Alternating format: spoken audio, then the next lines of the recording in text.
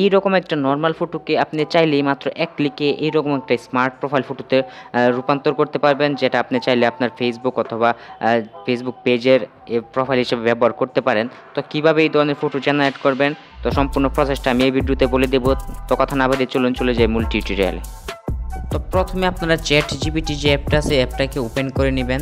দেন আপনার সামনে ঠিক এরকম একটি ইন্টারফেস চলে আসবে। তারপরে এখান থেকে যে ফটোস অথবা গ্যালারি যে আইকনটা আছে এখানে ক্লিক করবেন। তারপর আপনার সামনে ফটোস এরকম তিনটা অপশন চলে আসবে। এখান থেকে আপনি চাইলে সরাসরি ক্যামেরা ব্যবহার করতে পারেন, অথবা এখান থেকে ফটোস অপশনে ক্লিক করে আপনার গ্যালারিটা ওপেন হয়ে যাবে। তারপর এখান থেকে আপনার যে ফটোটা আপনি নিতে চাচ্ছেন সেই ফটোটা এখান থেকে সিলেক্ট করে দিবেন। তো এখান থেকে আমরা এই ফটোটাকে সিলেক্ট করে ডান অপশনে ক্লিক করে দিলাম।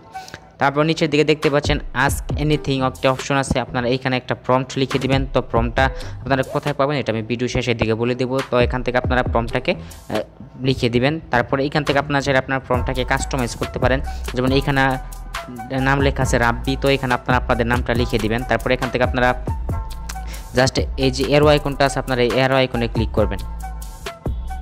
তারপরে এখান থেকে আপনারা কিছুক্ষণ সময় ওয়েট করবেন, তাহলে দেখবেন আপনার ফটো প্রসেসিং শুরু হয়ে যাবে। এবং এখানে কিছুটা সময় নেই, যেহেতু এটা একটা ফ্রি ভার্সন, এখানে আপনাকে কিছু সময় ওয়েট করতে হবে। তো আমরা কিছুক্ষণ সময় ওয়েট করব। ওয়েল, তো দেখতেই পাচ্ছেন এখানে আমাদের ছবিটা কিন্তু ক্রিয়েট হয়ে গেছে। তারপরে এখান থেকে আপনারা এই ফটোটা আইকনে ক্লিক করবেন এবং এখান থেকে যে সেভ অপশন আছে এই সেভ অপশনে ক্লিক করে ফটোটা আপনার গ্যালারিতে সেভ করে নেবেন।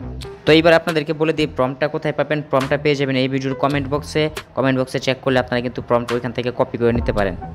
তো এবার এখান থেকে কিন্তু আপনি এই ধরনের একটা ফটো ক্রিয়েট করে আপনার প্রোফাইলে ইউজ করতে পারেন। তো আশা করি ভিডিওটি ভালো লেগে থাকলে অবশ্যই একটি লাইক দিয়ে দেবেন। কথা হবে পরবর্তী নতুন কোনো ভিডিওতে। সে পর্যন্ত ভালো থাকুন, সুস্থ থাকুন, আল্লাহ হাফেজ।